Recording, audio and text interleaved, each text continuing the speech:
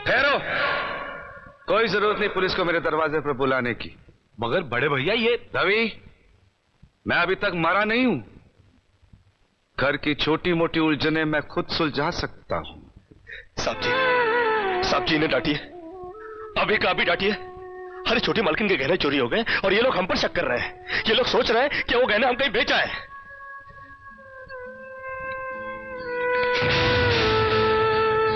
बाकी के रुपए कहां हैं कृष्णा? क्या क्या पूछा आपने साहब जी? मैं पूछ रहा हूं कि बाकी के रुपए कहां हैं? ये आप पूछ रहे हैं साहब जी अपने कृष्णा से? देखो कृष्णा, गलती हर इंसान से होती है।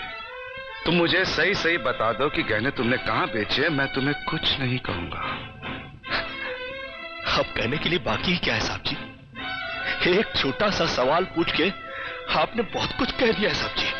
कृष्णा, बात को आगे मत बढ़ाओ। बात आगे बढ़ चुकी है साहब जी, बात आगे बढ़ चुकी है। अब तो आप पुलिस को ही बुलाइए। वो जब हमें कुत्ते की तरह मार मार के हमसे पूछेगी ना, अब तो हम तभी बताएंगे कि हम गहने कहां बेच कर आए साहब जी। मत कहो मुझे साहब जी। इसी साहब जी की इज्जत आज तुमने मिट्टी में मिला दी।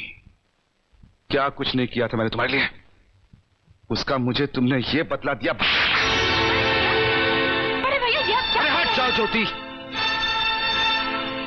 जिस दिन मेरी फैक्ट्री जलकर राख हो गई थी और मैं बर्बाद हो गया था, मुझे उतना दुख नहीं हुआ था कृष्णा जितना आज हुआ जब तुमने इस घर में चोरी की है। साहब जी,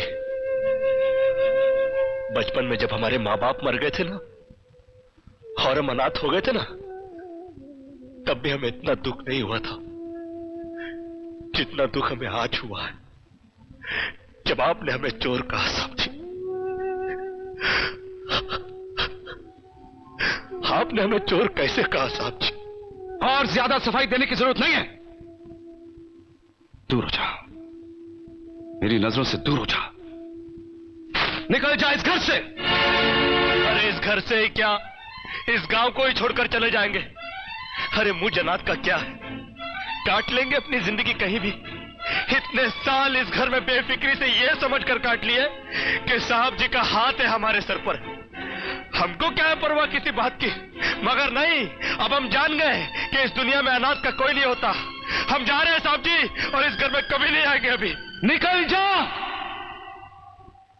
दोबारा इस घर की दहलीज में कदम भी रखा तो मेरा मरा हुआ मुंह देखेगा तू। अरे नहीं नहीं नहीं, मुझ नौकर के लिए अपने दिल को दुख देने की कोई जरूरत नहीं। मैं कदम भी नहीं रखूंगा यहाँ पर।